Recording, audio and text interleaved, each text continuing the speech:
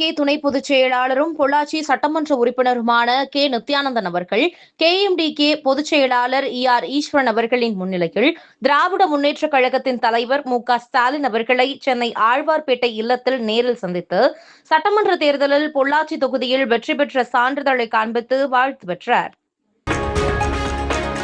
கோவை மாநகராட்சி கிழக்கு மண்டலம் 54வது வார்டுக்கு உட்பட்ட சிவா நகர் சீனிவாச கார்டன் பகுதிக்கு இடைப்பட்ட பெரிய நீரோடையில் அடைக்கப்பட்டுள்ள குப்பைகளை JCB இயந்திரம் கொண்டு அகற்றப்பட்ட பொழுது KMDK கோவை கிழக்கு மாநகர் மாவட்ட செயலாளர் தனபால் பார்வையிட்டார்.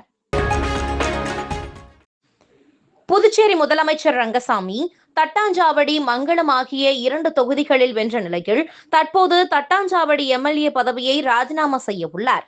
முதல் அமைச்சராக பதவியேற்ற பின் ராஜினாமா கடிதத்தை அளிக்க உள்ளார். அத்தொகுதி இடைத்தேர்தலில் NR காங்கிரஸ் சார்பாக அசோக் ஆனந்த் போட்டியிடுவார் எனவும் அறிவித்துள்ளார். உச்சநீதிமன்ற நீதிபதிகளின் எண்ணிக்கையை 34லிருந்து 38ஆக உயர்த்துவதற்கான முன்மொழிவுக்கு மத்திய அமைச்சரவை ஒப்புதல். விரைவாக நீதி கிடைப்பதை உறுதி செய்ய நடவடிக்கை. உலகம் முழுவதும் 15,000 ஊழியர்களை பணி நீக்கம் செய்ய காக்னிசன்ட் நிறுவனம் திட்டம். இந்தியாவில் அதிகம் பேர் வேலை இழக்கும் அபாயம் உள்ளதாக தகவல். உலகம் முழுவதும் CDS நிறுவனத்தின் 3.57 லட்சம் பேர் பணியாற்றுகின்றனர். இந்தியாவில் 2.50 லட்சம் வேலையை இழக்கும் ஊழியர்களுக்கு 6 மாத ஊதியத்தை இழப்பீடாக வழங்க CDS திட்டம்.